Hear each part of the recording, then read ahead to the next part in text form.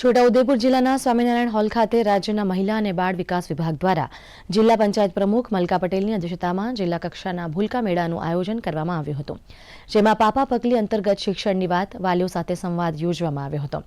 જિલ્લાના તમામ 6 તાલુકાઓની આંગણવાડીમાં ભૂલકાઓએ સ્વચ્છતા અભિયાન અને દેશભક્તિનો સંદેશ પાઠવતા ગીત સહિત વિવિધ લોકનૃત્ય રજૂ કરીને લોકોને મંત્રમુગ્ધ કર્યા હતા। ત્યારબાદ આંગણવાડીની બહેનો દ્વારા તૈયાર કરાયેલા ટીચિંગ લર્નિંગ મટીરિયલ્સનું પ્રદર્શન યોજવામાં આવ્યું હતું।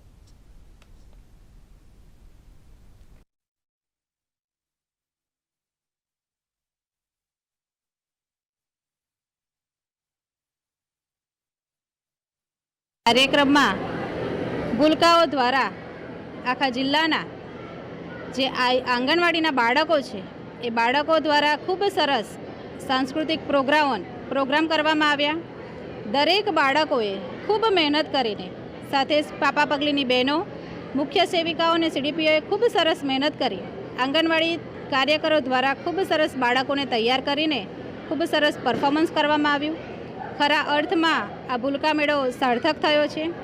સાથે સાથે આંગણવાડી કાર્યકર અને તેડાગર જે માતા યશોદાનું કામ કરી રહી છે એવી બહેનોને ઘટક કક્ષા એટલે કે 10 આંગણવાડી કાર્યકર અને 10 આંગણવાડી તેડાગર બહેનોને એવોર્ડ આપવામાં આવ્યા છે।